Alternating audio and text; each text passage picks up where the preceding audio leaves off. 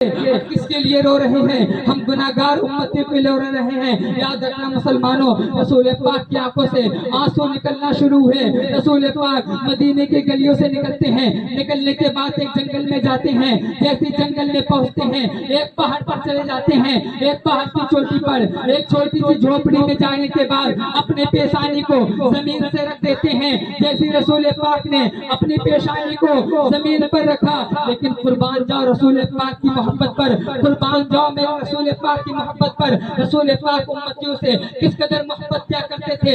رسول پاک نے جب سجدہ کیا تو سبحان ربی الاعلی نہیں پڑھا، بلکہ ربی حبلی امتی پڑھا۔ ہم گناہگار امتیوں کو یاد کیا۔ رسول پاک نے اپنی پیشانی زمین پر رکھا، لب پہ جاری ہے رب حبلی امتی، رب حبلی امتی، یا رب میری امت کو میرے حوالے کر دے۔ اب رسول پاک روتے روتے 3 دن گزر جاتے ہیں۔ مدینے کی گلیاں سونے ہو جاتی ہیں، مدینے کے خطے سونے ہو جاتے ہیں، مدینے کی بلبلیں اڑ جاتی ہیں۔ اب تمام صحابہ اکرام پریشان ہوئے، اور پریشان ہونے کے بعد اب رسول پاک کو تلاش کرنا شروع کر دیا۔ جیسے رسول پاک کو تلاش کرنا شروع کیا، رسول پاک کو مدینے کی ہر گلی میں ڈھونڈ ڈالا، لیکن رسول پاک کو نہیں پایا۔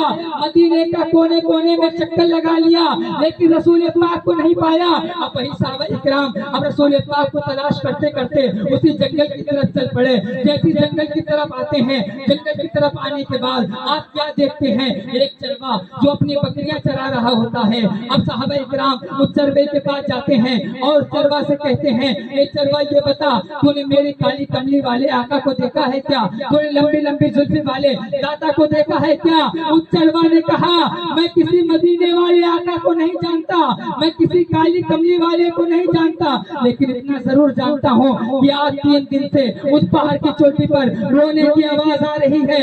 جب سے اس کی رونے کی آواز آ رہی ہے تو میری بکریوں نے چرنا بند کر دیا ہے، کیونکہ میرے رسول پاک کی بولی جانور بھی سمجھا کرتے تھے۔ ہم رسول پاک سے محبت نہیں کرتے ہیں، بلکہ پتھر بھی رسول پاک پر کلمہ پڑھا کرتے تھے، جانور بھی رسول پاک سے محبت کیا کرتے تھے، پیڑ بھی رسول پاک کی بارگاہ میں سر کو جھکایا کرتے تھے۔ اب اس چروا نے اتنا کہا کہ اتنا جانتا ہوں کہ ہاں اس پہاڑ کی چوٹی سے رونے کی آواز آ رہی ہے، جب سے رونے کی آواز آ رہی ہے میری بکریوں نے چرنا بند کر دیا۔ صحابہ اکرام جانتے تھے وہ کوئی اور نہیں ہوگا، وہ کوئی اور نہیں ہے بلکہ میری کالی کملی والے آقا ہوں گے، وہ کوئی اور نہیں ہوگا، مدینے والے داتا ہوں گے۔ اب وہی صحابہ اکرام اسی پہاڑ کی چوٹی پر جاتے ہیں، اور جانے کے بعد کیا دیکھتے ہیں؟ میرے رسول پاک زمین پر سجدہ ریز ہے، مبارک اپنے آنسو سے تر ہے، اور رسول پاک جب پیشانی زمین پر ہے، رسول پاک کے لب پہ جاری ہے،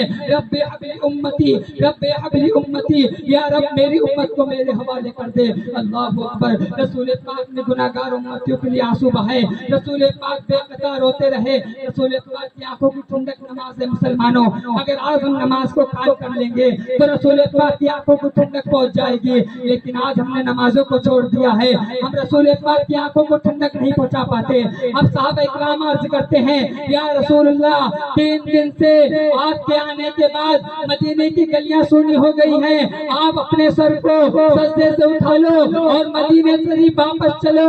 رسول پاک کہتے ہیں، اے صحابہ اکرام سن لو، قسم خدا کی جب تک کہ میں اپنی پیشانی زمین سے نہیں اٹھاؤں گا، جب تک اللہ رب العزت میری گناہگار امتیوں کو میرے حوالے نہ کر دے گا۔ اب یہ بات فاطمہ تک کی جا پہنچتی ہے۔